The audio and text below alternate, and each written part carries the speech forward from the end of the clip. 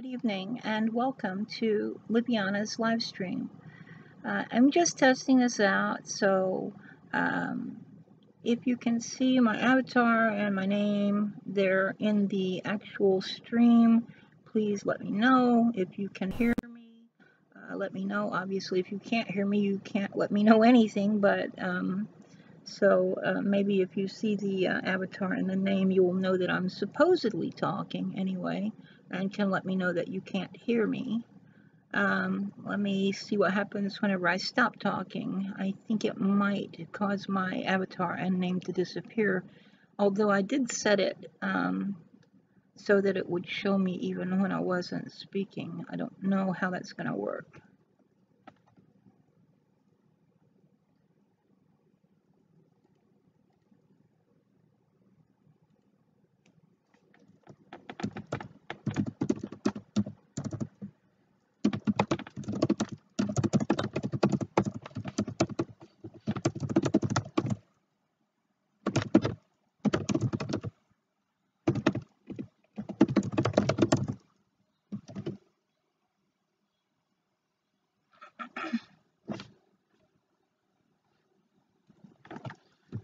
Okay, cool. So, well, this is a plugin for Discord for my encoding software. Yeah, sorry about that. It shouldn't have let you hear that. I have it set to push to talk, but it may be going through the encoding software as well as through Discord, which would be weird. Do I sound like a double-voiced person or something?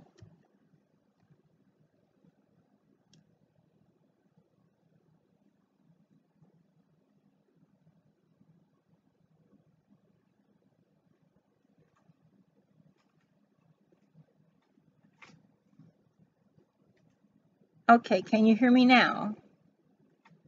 Can you hear me now? Can you hear me now? Can you hear me now? Because I'm not pushing the button now, so theoretically it shouldn't be allowing you to hear me, but I don't know. Like I said, it might be going through the encoding software as well. Shit. See, that's not how it's supposed to work. Well, the buggers. All right, so, well, I'm gonna have to mess around with it a little bit more and see what I can figure out. Okay, guys, thanks. What, Verizon? No, this ain't Verizon, man. This is OBS Studio, which is one of the various encoders that work with YouTube. It's also a means of just recording videos, and then you can upload them to YouTube in the usual way. But I have it set to a plugin. Oh, I see. Yeah, right. Okay. Yeah.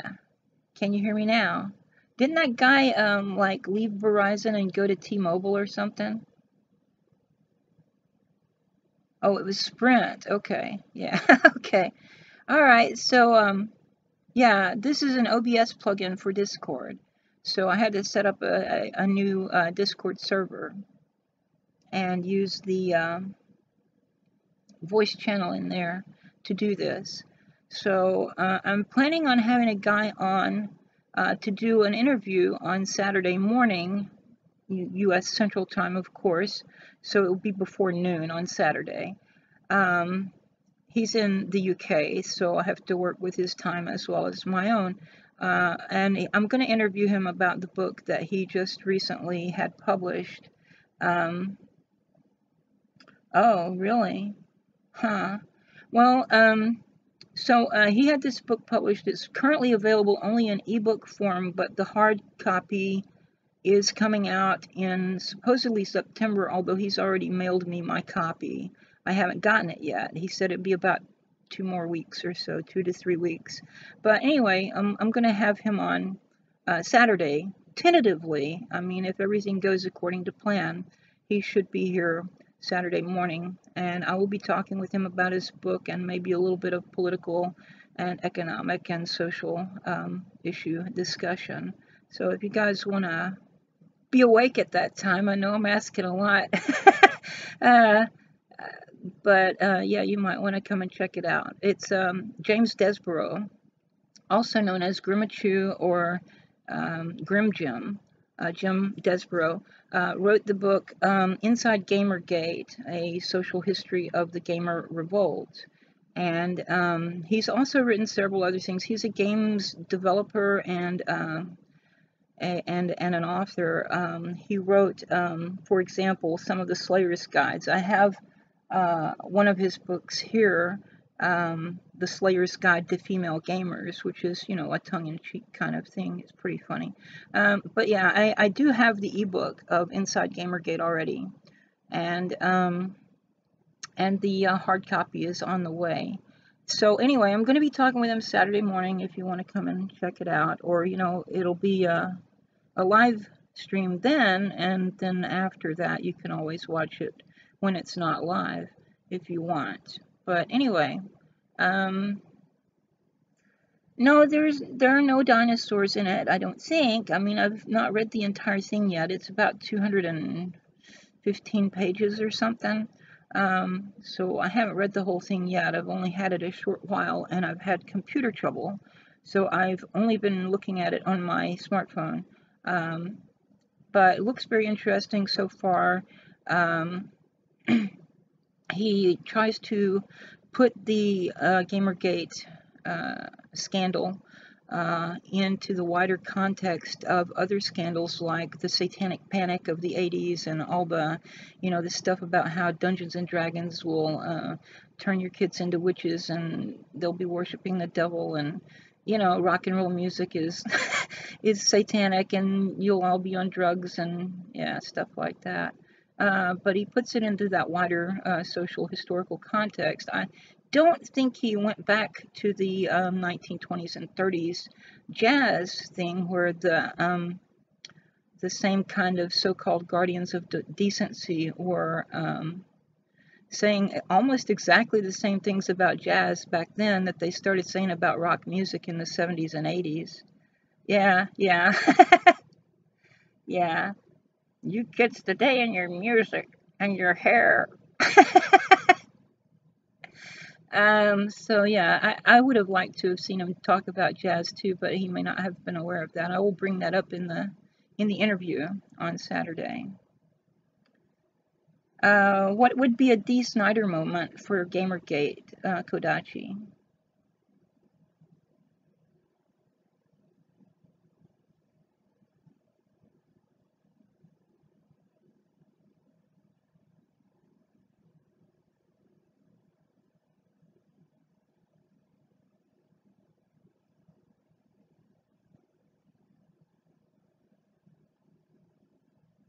I know there's a little bit of delay between the text live chat over there and what I'm saying in the video or the stream, so I don't know what you mean by a Dee Snider moment. Of course, I know who Dee Snider is, right? Twisted Sister. But I'm not really sure what you're referring to with the term Dee Snider moment.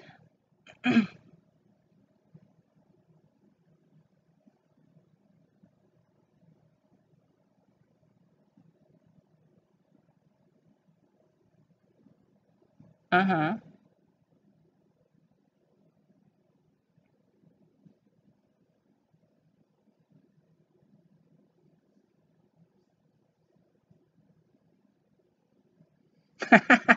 Ah, cool. Yeah, that was that with the Tipper Gore stuff back then?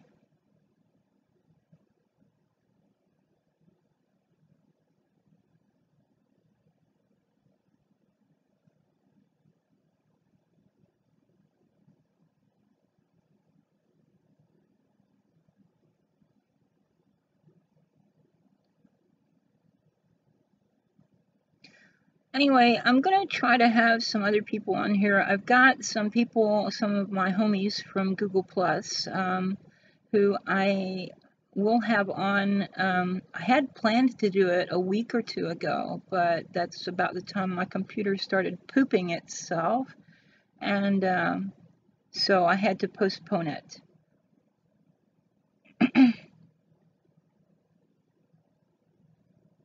And but I'm gonna have 3 or 4 people on here, probably not this weekend, but hopefully next weekend. If I can get this one guy to reply. He hasn't replied so far, but he doesn't always check his notifications, I guess.